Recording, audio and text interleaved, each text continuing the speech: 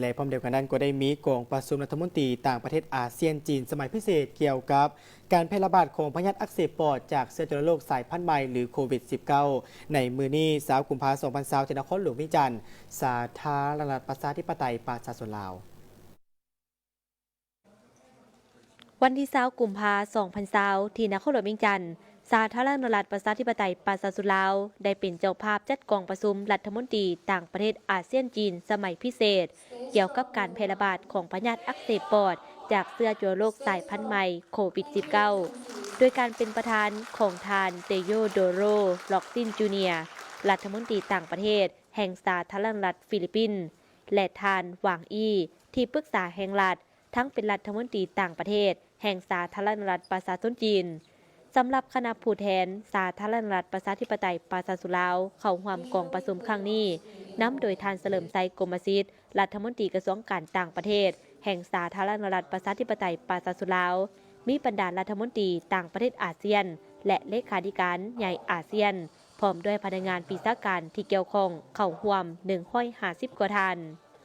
บรรดารัฐมนตรีต่างประเทศอาเซียนได้แสดงความเห็นอกเห็นใจและตีราคาสูง2 มาตรการก็คือความพยายามของรัฐบาลสาธารณรัฐประชาชนจีนในการต้านและรับมือกับเชื้อพยาธิดังกล่าวและเชื่อมั่นว่ารัฐบาลก็คือประชาชนจีนจะสามารถผ่านผ่าความยุ่งยากในครั้งนี้ได้อย่างแน่นอนกองประชุมครั้งนี้ได้ปรึกษาหารือและแลกเปลี่ยนความคิดความเห็นรวมทั้งถอดถอนบทเรียนที่ดีร่วมกันในการซอกหาช่องทางกำหนดมาตรการและร่วมมือกันเพื่อป้องกันรับมือและสกัดกั้นการแพร่ระบาดของพยาธิอักเสบปอดจากเชื้อจุลโรคสายพันธุ์ใหม่นี้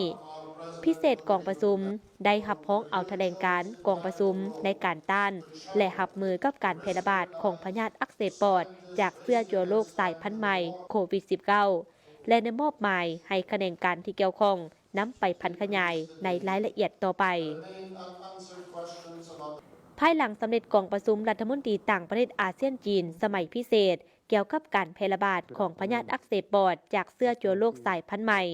ทานเฉลิมชัยโกมสิทธิ์รัฐมนตรีกระทรวงการต่างประเทศแห่งสาธารณรัฐประชาธิปไตยประชาชนลาว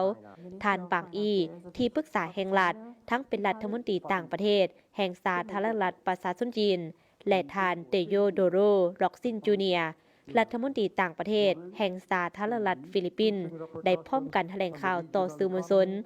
โดยท่านเฉลิมชัยกรมสิทธิ์ได้กล่าวว่าสาธารณรัฐประชาธิปไตยประชาชนลาวได้รับเกียรติเป็นเจ้าภาพจัดกองประชุมรัฐมนตรีต่างประเทศอาเซียนจีนสมัยพิเศษนี้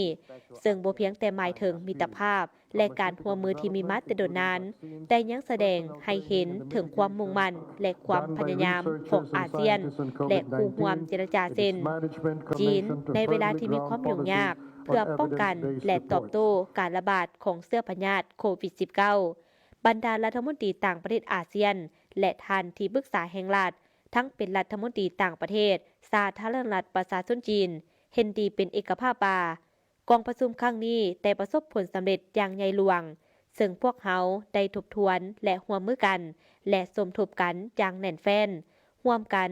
และสำหรับทิศในต่อหน้าเพื่อป้องกันและตอบสนองต่อการระบาดของโควิด -19 พวกเขายังได้แบ่งปันซึ่งกันและกันเกี่ยวกับการปฏิบัติมาตรการที่ดีที่สุดบทเรียนที่ถอดถอนได้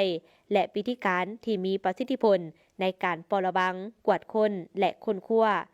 สิ่งสำคัญกองประชุมยังได้รับรองเอาแถลงการกองประชุมในการต้านและรับมือกับการแพร่ระบาดของพยาธิอักเสบปอดจากเชื้อจุลโรคสายพันธุ์ใหม่โควิด -19 ในกองประชุมรัฐมนตรีต่างประเทศอาเซียนจีนสมัยพิเศษนี้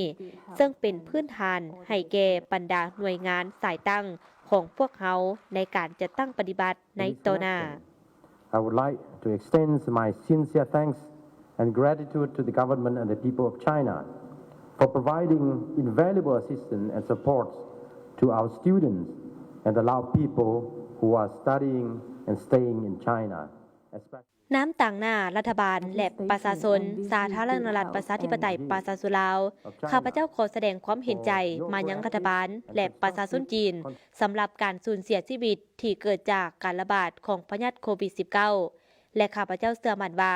ภายใต้การนำพาที่สามารถรัฐบาลและเจตจำนงของประชาชนจีน สิ่งท้าทายเหล่านี้จะได้รับการเอาชนะอย่างเต็มส่วนและมีประสิทธิผลในการพัวพันครั้งนี้ข้าพเจ้าขอแสดงความขอบใจอย่างจริงใจต่อรัฐบาลและประชาชนจีนที่ได้ให้การช่วยเหลือและการสนับสนุนอันล้ำค่า